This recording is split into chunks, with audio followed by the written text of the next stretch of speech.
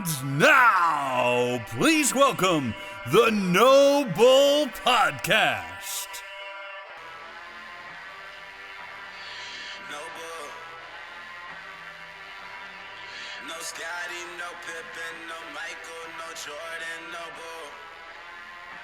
No Bull, yeah, no Bull. Hi, this is Chuck Swirsky, and you're listening to No Bull AUK, Chicago Bulls podcast. What's happening, people? Welcome back to another episode of No Bull, a UK Chicago Bulls podcast with me, Jimmy, from UK Chicago Bulls. Didn't have an episode last week because I was away on what felt like a much needed break, switching off from, well, not everything, because there was an important Bulls game while I was away. So I'd never switch off from the Bulls, but I switched off from the stresses of work life, which was lovely. So it's great to be back. My guest this week, I'm so excited because this is someone I've interacted with quite a lot over the last couple of years, and I am so happy to have him on, and I really appreciate him working it with the times because he is over the other side of the world in Australia. If you've seen it on the socials, you'll know who it is. You, I'm sure, are well aware of exactly who it is. It's Bulls Nation Oz, Mike. How are you doing, brother? Jimmy, what's up, man? What a introduction! I don't think I've ever had such a positive introduction any time in my life. I've been looking forward to this, mate. So yeah, it's 7 o'clock here, and I know it's late for you, so I appreciate it. No, I appreciate you, man. I mean, yeah, it's just gone 10 p.m. over here, and it's 7 o'clock in the morning where you are. So I'm staying up late, and you've got up. You've got up for your normal day, but you're giving me some of your time in the morning, which I really appreciate. So, yeah, man. First things first, Mike. I mean, people will know you on Twitter, I'm sure. Some controversial takes, but some takes that I do believe or agree with as well, I should say. But first things first. Obviously, you're an Aussie. Why? I'm an Aussie, yeah, absolutely. Why the Chicago Bulls?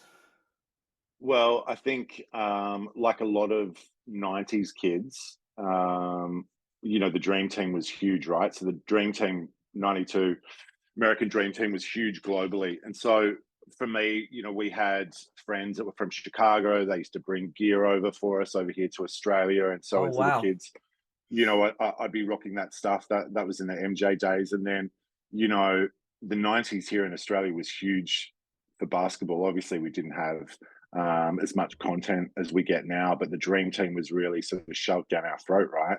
Yeah, And yeah. like everywhere, I'm sure with you guys and such global team. So for me, it was straight into the Bulls, and I think one of the reasons why I'm so passionate is because as I came up, we were winning ring after ring after ring after ring, and just dominated the '90s until ultimately the cliff came, right, in the '99 season, and we fell away until we get to Derek, or maybe even just a little bit before that with Ben Gordon, and then again, some will disagree with me, but we've fallen away again, and I think sometimes that's why people think I've got controversial takes on Twitter or perhaps negative, but when you've been through the '90s and you've seen success, and then we saw success with Derek until he got injured, it's tough to watch now.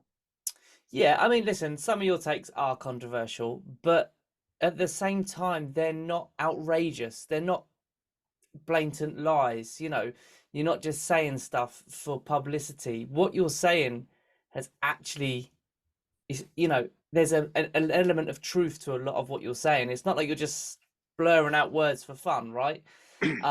Yes, it's Well, I'm controversial, an but adult, right? So I'm an I'm an adult. So that's one of the things, right? I'm not on Twitter for clout or anything like that. There's a few really cool people that I engage with. Obviously, you and you boys over in the UK. There's Sam, and then I've got sort of my circle that we've had this sort of private message running for like 3 years now, me and about 6 other guys. So oh wow. there's a lot of us out there, but I think the take that probably gets I would say the most aggression from people is my early stance on I didn't think we should have maxed LaVine, Zach right? LaVine. Yeah. Now, I want to make this really clear. Zach LaVine is a fantastic basketball player. He's terrific. And he has saved us over the last couple of seasons. Yeah. So let's just make that really clear. What has happened is that the Bulls have invested in Zach. They've given him the max. And then what happens is people will come along and they'll say, he's our number one guy. But the fact is, he's not a number one guy. On a championship team, he would be third, sometimes even like on the Bucks, he would be a fourth option, right? Yes. Giannis, Middleton. Who are you taking ahead of Drew him? Holiday. Drew Holiday, of course. Yeah. Okay. So I'm just trying to be a realist, and I know that people get upset and they get angry about it, but Zach's terrific. I'd love to keep him on this team, but he's not the person, in my opinion, that's going to propel us to that next championship, and that's what it should be about ultimately. And I'm interested in your thoughts on that. Well, I've got a very love-hate relationship with Zach. You're passionate as well. I love that. I love it when people are passionate. And listen, when I'm watching live games, sometimes my takes are outrageous, and I look back at them and go, probably shouldn't have tweeted that. Heat of the moment.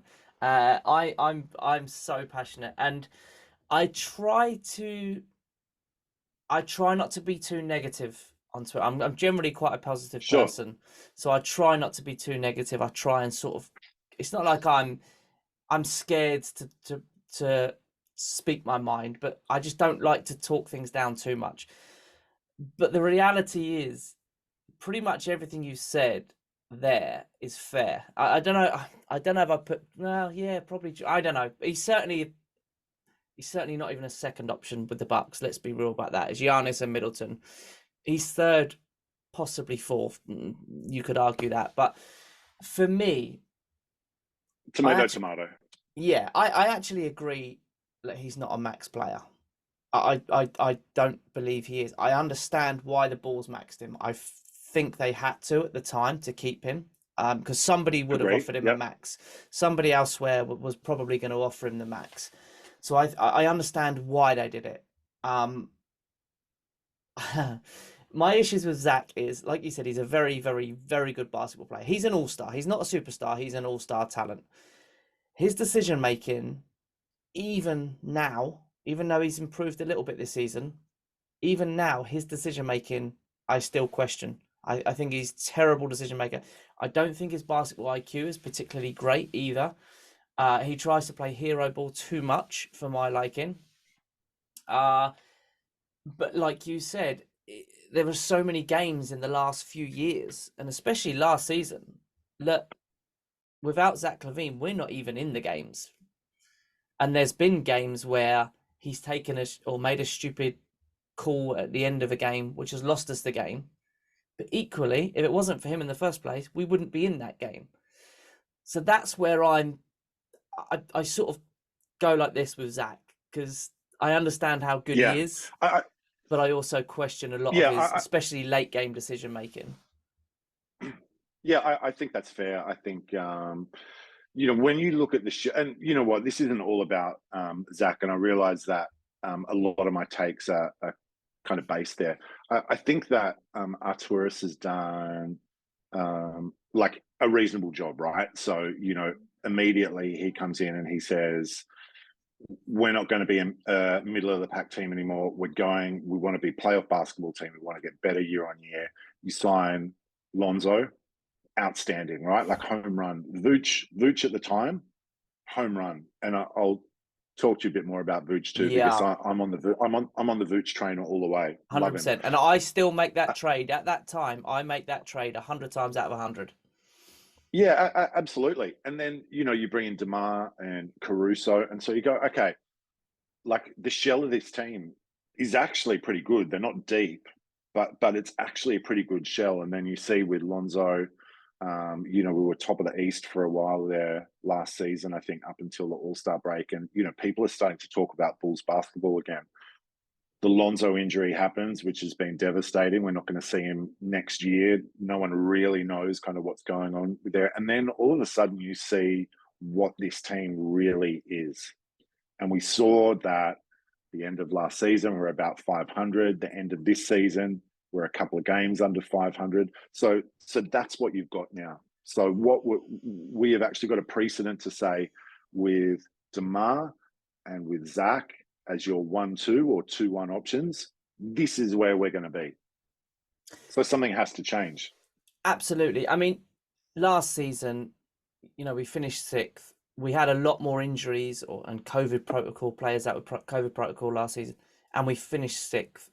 This season, Zach, DeMar, and Vooch have all been relatively healthy. I mean, Vooch played 82 games.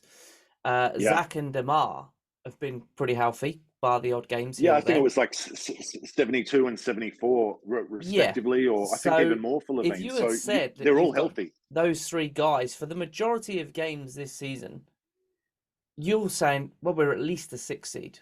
Again, okay, we were without Lonzo. We know that sucks. But we were without him a lot last season as well. That does suck because I ramp on about this all the time. If Lonzo's in that healthy this season just gone, we're easily in the playoffs. There's no playing. We're in the playoffs. I agree. Yeah. And I think we're pushing for home court as well. I'm that strong on Lonzo. I think he was that important. I'm not saying we're a nailed on home court team, but we're definitely sort of 4 to 6 range in my opinion. Agree. So yeah, that just sucks. But how is it possible for this team, which is pretty healthy, with an extra year of Patrick Williams, an extra year of Io, how is that team scraping into the 10th seed? What is it? Is it the coach? It's not all the coaching, but the coaching's been questionable. You can't put it all on that. For me, I said it at All-Star break. We have to do something before the deadline. I don't know what it is. I don't know what AK can possibly do, but do something. Make a trade. Just do anything. Yeah, I think everyone gets itchy at the trade deadline, right? And the biggest things that we need to address is 3-point shooting. I mean, Stevie Wonder could see that. We are the worst in the league, or I think the 3rd worst in the league in getting up 3-point shots, and that's what the league is these days. Yeah. Like you will see, I still scratch my head, but you watch, the Warriors, you watch the Bucks, you watch any, the Lakers, any solid team, they will pull up from 3 on a fast break, which is still kind of head scratching for me. But that's the way the league, it's crazy to watch. But that's the way the league's going now, and what we saw a lot this season, due to a lack of 3-point shooting, is that you'll be at the top of the key with Pat Bev, and it will be skip, and it'll end up with like Javonte Green or Derek Jones Jr. putting up a 3. Fair play to them, but they're not strong 3-point shooters. And apart from Zach and apart from Vooch, we saw the ghost of Goran Dragic run around, for a bit this season, and he was horrendous. And so I think, Arturas, the thing that really frustrates me about Arturas is that when he comes out on a media day, he says nothing really. No. Like it is just really vanilla answers. We need to do better. We're disappointed. Like we all know that, right? Do you know, I purposely didn't watch the press conference, especially the one with Arturas Karnisovas, because I kind of felt like I knew that we weren't really going to get anything from it. And then I thought, no, I have to watch it. It's part of what I do. I need to watch it. And then I watched it and thought, yeah, I probably could have commented on that without watching it, because what he said was exactly what you would have expected him to have said, right? There was nothing, he didn't give anything away. He said that the rebuild's not on their plans. I don't think anyone believed that's great. It was. It is, yeah. Yeah. But I don't think anyone believed we were going to go into that again. I mean, the players we've got, you can't, because whether you're making big trades or not, we've got assets on the team, right? We're not just full of a bunch of bums, are we? Let's be honest. So there's something there, and surely it's something that can be tweaked enough to, I'm not saying compete for a championship next year. I'm just saying be a playoff team. And at least push and get into the second round. Listen, most Bulls fans, I think, are fairly realistic. Nobody's thinking we're going to go to the NBA Finals next year, whatever happens this offseason. But we Yeah. want to improve from Agreed. last year, right? We want to improve from last year, and we certainly want to improve from this year just gone, because what is this team? You go from losing to the Wizards, a short-handed Wizards, and then you beat a full-strength Golden State Warriors. It's head scratching, and I think it's like opportune time to talk about Vooch, maybe, because when you start looking at what this off season is like, and I'll take you back, to when we signed Levine, myself and a couple of other people who remain nameless went back and forth a fair bit on Twitter, and at that time I'd said, this isn't the guy. He's not the long-term solution. And, I got torn off Twitter for like 2 years because of that. Now, last night and a couple of weeks ago, I'm seeing these people coming back saying things like, well, maybe we've got to trade Zach. We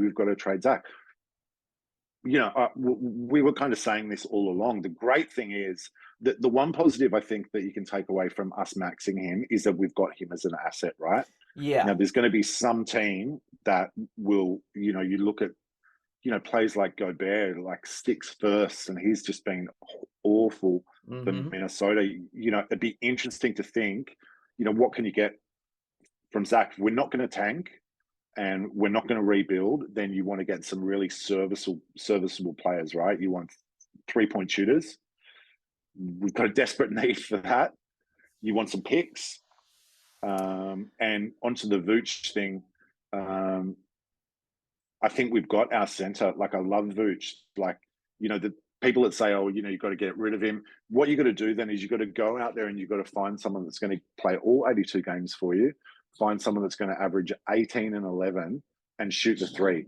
Now, they don't grow on trees, right? And every player is frustrating at times.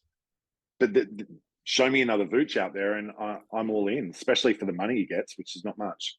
No, and I've got one thing I will absolutely say. Listen, everyone's entitled to their opinion, right? But people saying that Vooch should walk and we should re-sign Drummond and Drummond should be our starting center. Get the hell out of here. Yeah, I mean, anyone that says that has never seen Andre Drummond on the fast break. I mean, listen, I love Drummond, right? I love him I think he's a great person. He comes across really well. He's good fun. He doesn't take himself too seriously. And listen, he's a good basketball player. He's a fantastic rebounder, right? Sometimes rebounding machine, sure. We've needed that for a long time, someone to rebound the basketball. And he's great at that. But he is not your starting center if you want to be a winning team. He's just not. And I make no apology for that. He's just not. Vooch is a top center in this league, in my opinion, and yours as well, by the sounds of it. I agree. We have he didn't get enough touches. No. Yeah, I think that's the thing. You've got two really ball dominant guards in Levine and DeMar, obviously, right? So someone's going to suffer from a touch perspective. And you look at Vooch. I mean, I know it was a while ago. He was in Orlando, but he was an all-star. He was their leading scorer. He was their number one option, wasn't he? Yeah, and now he's a third option, right? And so his numbers are going to suffer. But then again, you go, hang on, he's averaging 18 and 11. I'm not sure what his contract is, but I think it's like that 24 or 23 million, which today is not a lot. No, I'm not sure what it is, and I don't know what he would want. I mean, when we were most successful this season was when we were playing through Vooch in the post. And listen, what does Stacey King always say? It's a simple game. And doing that, it really was simple. You weren't missing. That was the way.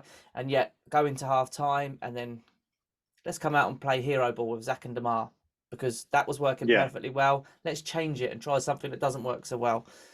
Head scratching stuff, whether that's Billy Donovan's instructions or whether that's just Zach and DeMar taking it upon themselves, who knows? But that's the sort of stuff that has to stop. Something's working so good, don't change it up. Let your opponents change to try and stop that. If they can stop it, then change it up. If they're not stopping it, just keep going. I agree. And it's going to be such an interesting off season. You know, like Mm. there's decisions to be made, you know, in relation to Kobe, who I think really came along this season. Like contract year, players generally play really well, but he really, really elevated his game. I don't think he's like, if you want to remain where we remain, then you re-sign Kobe and you make him your starting point guard, right? Okay, We're so going to this end is up as what a I was five. going to speak to you about, because a year ago I was all for trading Kobe. I thought it's not working for him in Chicago. Trade him away, and similar to what's happened with other players that we've got rid of, right? Let Yeah. them grow somewhere else. And if he turns into a great player, so be it. I'm happy to hold my hands up and say I was wrong, because he has been very, very good this year. He's improved unbelievably. Everything about his Yeah. game, in my opinion, has improved. Everything. He's shown a bit of leadership. His IQ's a lot better. And when he was given the ball to come up the court, I mean, I was out on Kobe being a point guard in about the first 4 weeks of him playing as a ball in his rookie year. He's not a Yeah. point guard. He's Yeah. a shooting guard. He's not a point guard.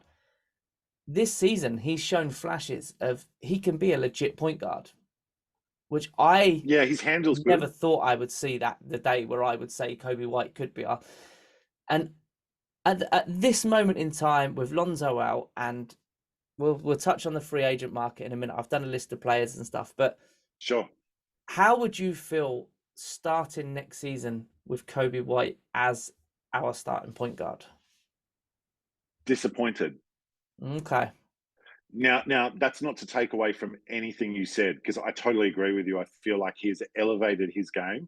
His shooting, you know, especially over, you know, the last maybe 2 months of the season was outstanding. His handle's Yeah. great.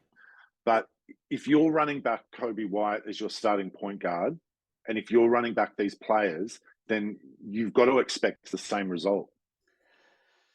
Well, the definition of stupid is doing the same thing over and over and expecting Yeah. different results, isn't it? And he wants to be. He's said that he wants to be a starting point guard in this league. Now, do I think we should re-sign him? If we can re-sign him, absolutely. I think off the bench, he's an amazing. He's like a Lou Williams, like amazing. Yeah. You know, kind of heat check. He'd get really hot in like 3 or 4 minutes and put up 14, 15 points. Great.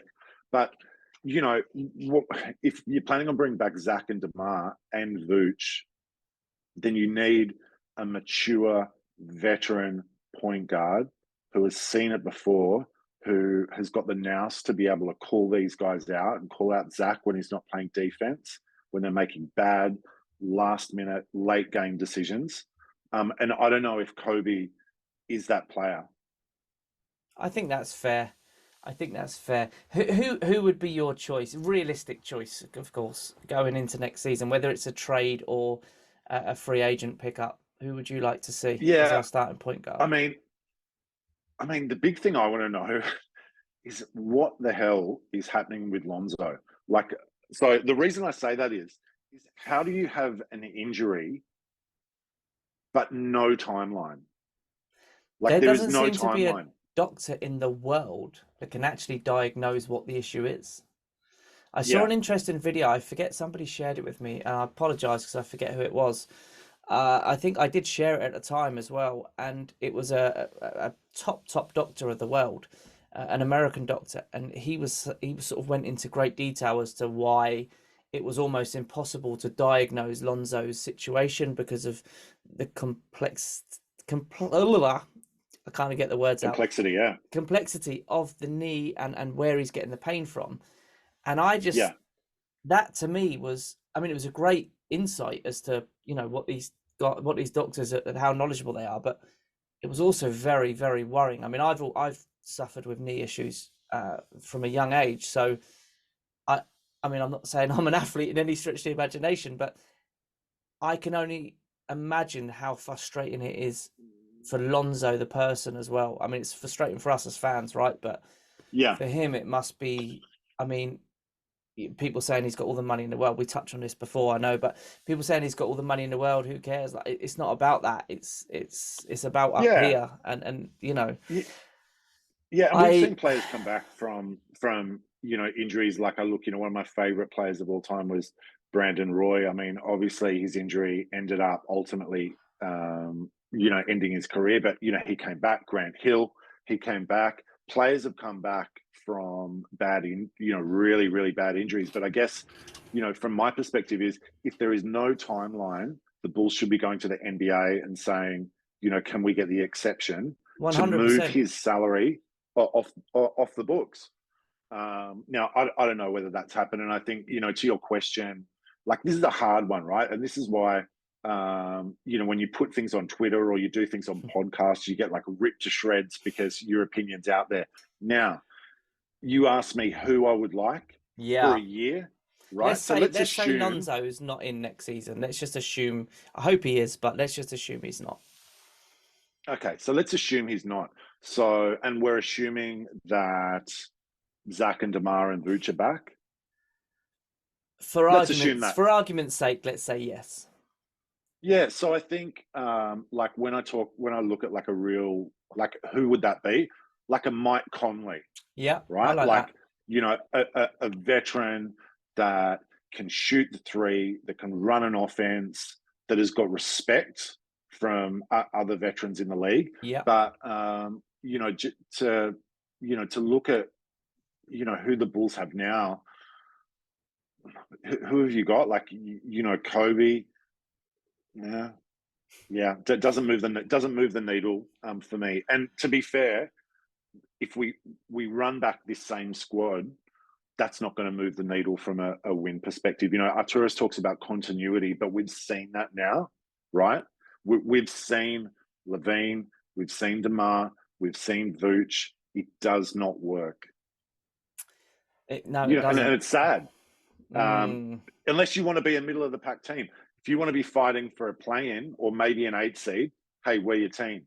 But I don't know anyone that is really passionate and follows this team that doesn't want us fighting for, a 5th, a 4th, a 3rd.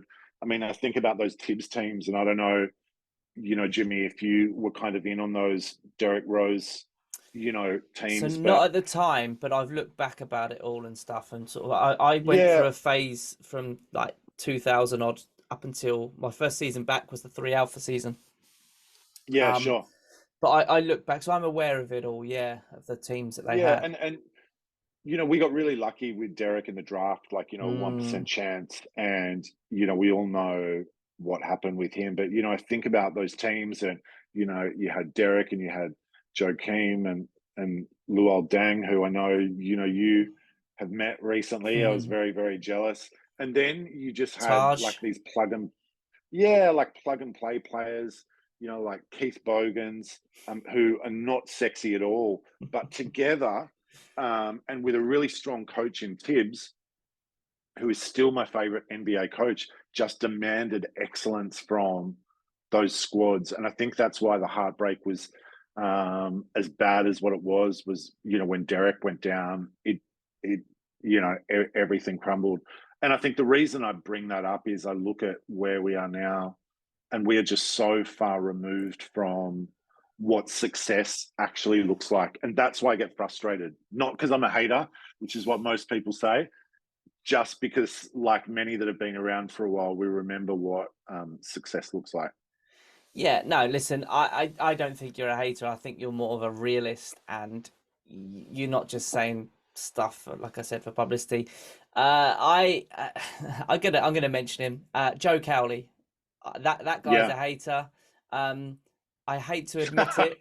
I hate to admit it, but he has posted some stuff in the past 7 days that I actually agree with, and I didn't think that day would ever come.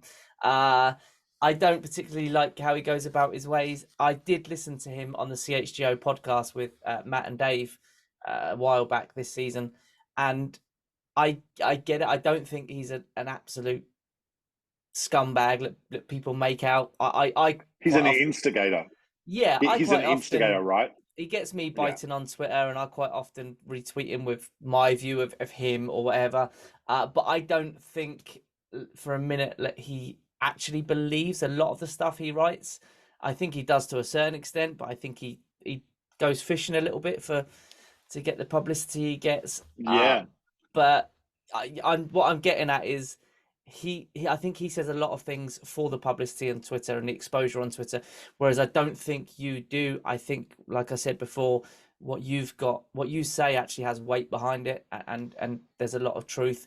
And listen, some people might not want to hear it. Everyone knows I'm a big Alex Caruso fan, and if people went for Caruso, I'm probably going to get my back up and try and defend him, like a lot of Zach LaVine fans do. Yeah. I get it. You're fans of the players as well as the team. But sometimes you do have to be realistic. I mean, I was a big Larry Markkinen fan, but the fact is, he wasn't good enough. Me too, He my friend. Yeah, he wasn't consistent enough in Chicago, and that was just a fact. When Larry was aggressive, he was phenomenal, but he wasn't Yeah. consistent enough in Chicago. And I am so happy. I say this time and time again, but I'm legitimately so happy to see him thrive in Utah. It's so great to see that All-star starter. all-star Like starter. Yeah. all-star, leave Chicago, becomes the focal point of an offense in Utah, and is an all-star starter. I And mean, has that is amazing. has the freedom by the coach. The coach gives him the freedom, which made him the player that he was when he plays for Finland and in college and everything else, which he never got Yeah. in Chicago. So, Yeah. and shout out to Larry as well. Stay safe. He's doing his military service He's in in Finland the at military the moment. service, yeah. I So, saw a photo of him the other day, like standing in line, and it was like his head was like a meter above everyone towering else's. above. Yeah. Yeah, So but shout hey, out. I love that guy so much. yeah, absolutely. So yeah, I'm a huge Larry fan, but I wanted to just touch on Cowley for a second, because I've been alone on Joe Cowley Island for years, right? So Joe Cowley, That must be a lonely Joe- place. it is a lonely place, because Joe Cowley, when it comes down to it, he makes sense. We never should have let Jimmy Butler go. Jimmy Butler leaves here and takes Miami to the finals, right? And they're a playoff team every year, while we're still searching for answers. And so that's Joe's point time and time again. And I think the reason people get frustrated with Cowley, and you know what, he's a bit of a dick sometimes, because he baits and he fishes and people bite. But basically what he's saying is what I'm saying. If you continue to run back this squad, then expect to be middle of the pack. Yeah. And people get upset with that. I don't know why they do. Maybe it's because we're in the years of the participation trophies and everyone's done a good job. I don't know what's happened, but we have gone away from wanting to be a ruthless, step on their neck Chicago Bulls squad. It wasn't that long ago that Tibbs demanded this from his players. And here we are. Jim Boylan, I mean, was some of the worst years to be a Bulls fan. Billy's doing an okay job, but it's just the squad, in my opinion. I mean, I'm not sure about Billy Donovan. I don't dislike him as a coach in general, but I'm not sure he's got the players full backing. I question a lot of the plays, especially coming out of timeouts in late games and stuff, and whether that's the players just doing their own thing or whether that's actually what he's drawn up. Either way, it's a problem for me. That said, Yeah. I don't think he's going anywhere. They obviously gave him that secret extension. God knows when what the coming hell? into this season. Yeah, so I don't think he's Who- going who- anywhere anytime soon. Yeah, who It- re-signs a coach and doesn't even put out a media release? Oh yeah, we just did that last season. I mean, that was wild. Yeah, the extension didn't need to be done, in my opinion. See what happened this season. Oh, well done, you've got a 6th seed. We're back in the playoffs. Here, have an extension. We'll let people know in due course. Yeah, Something seriously dodgy about that, in my opinion. It's Yeah. just all very strange. So I don't think Billy's going anywhere. I don't know. I've got a list of free agents here. sure, let's do it. And, where do I start? So there's one that stands out for me, and that's we need shooting, right? Desperately. Yep. Seth Curry Yeah, with the Nets at the point moment. guard. He's a free agent this offseason. I'm not saying he's a starter. Maybe he is. Who knows? Maybe it would Well, work perfectly. But look, he's a Curry. He's a Curry. If he's got 20% of the same DNA as Steph, yeah, I've always liked Seth Curry. I mean, Like, he he's can one of the ball, best he can shooters in the shoot. league. He's one of the best shooters Yeah. in the league. He is. So, yeah, That's- I give you 3 ticks for that one. Okay. Absolutely. Okay. So Seth Curry, we're saying. Uh, someone I think is very, very. I think Seth Curry is realistic. Someone very unlikely, in my opinion, and he's got a player option. Is Fred VanVleet. His name keeps Yeah. getting thrown around as well. So I went to Toronto in October and went Oh, over you to did, Montreal. yes. And I saw Raptors play Celtics. Watched him like closely. Amazing floor general.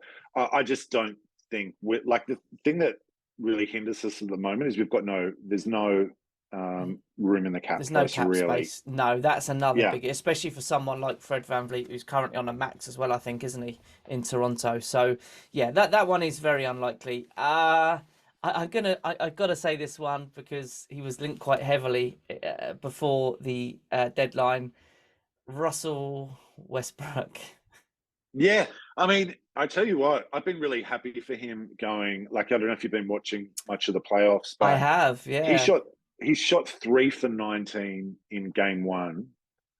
Like an awful shooting performance, but impacted the game in so many different ways. So his Lakers time was horrendous. They were Yeah. using him the wrong way. Billy wants to play with pace and speed. You know, he's still a serviceable guy. Is Russell Westbrook going to take you where you want to ultimately go? No. Is he going to? Is he going to excite fans? Is he going to be a name? Yeah, but that would be a no for me. It's a no for me as well. It was a no before the deadline, and it's still a no now. I actually would have preferred, well, Pat Bev, to be honest, and I actually even said I would have preferred John Wall than Westbrook, which got a lot Yeah. of took a bit of slack for that, which I understand. It's there's not a lot between the two. Let's be honest. Yeah, I agree, Dan. Quickly touch on centers. I know you've got to go in a minute, so I'm conscious of your time, but quickly touch Sure. on centers. One I would love, depending on what happens with Vooch, of course. Let's say Vooch Yeah. goes, right? Let's just say he does. I hope he doesn't. I really do. There's a center that I really like, I would love, and I know he's getting on a bit, and he may even stay where he is, but Brook Lopez. Yeah. He's 35. Thank God you didn't say Robin Lopez, but yeah, Brook Lopez. Yeah. I love Robin Lopez though. Brook Yeah. Lopez. He's 35. I think he wants like a 3-year contract. So it is a risk. That's just a rumor, by the way. I haven't spoken to Brook. I don't know if that's exactly what he wants. That's just a rumor. Sure. What do you think about that? If Vooch was to walk, again, Yeah, it relies on cap as well, because I don't know what kind of money he's looking at. Yeah, I mean, the thing with Brook Lopez is, you know, he's starting center for the Bucks, which they're certainly my pick, and I think the general consensus is they're the pick for the championship. You know, he's shooting threes now, so spreads the floor for Giannis. He is, a huge defensive stopper. I can't see him leaving a situation like the Bucks, even if they were to say, you know what, we'll give you like a 3-year, $30 million deal. Why would he leave there? And this is the sad part of it, right? It's not just about the money. For a lot of these players are worth hundreds of millions of dollars. You've got to sell the idea of coming to Chicago to compete. And that's the sad thing about the situation now is, how do you sell that? You know, to win in the NBA now, you need generational talents is not the right word, but you need an absolute superstar on your squad. So, you know, you look at like Nikola Jokic, you know, even LeBron still at you know, how old he is, you know, Giannis, all of these teams, you know, Kawhi, that are pegged to be, Luka. Well, it's been disappointing this year, but you know, you've got to have that kind of talent, and we just don't have that. So to answer your question, I'd love Brook Lopez. I think it'd be great. but I can't see him leaving a Bucks situation for, to run around with the Bulls maybe. I agree, but would you take that on a 3-year contract, even though he's 35? Yeah, I mean, with the center, probably not as demanding as, your shooting guards or your point guards or your wings, which is such a premium in today's NBA. And, he might be good for 2 years and then sit on the bench for one, but Yeah, yeah. I'm with you. I take it 100%. I'm not sure, to be honest, I'm not sure, like you say, how realistic it is. But yeah, just one I wanted to throw out there.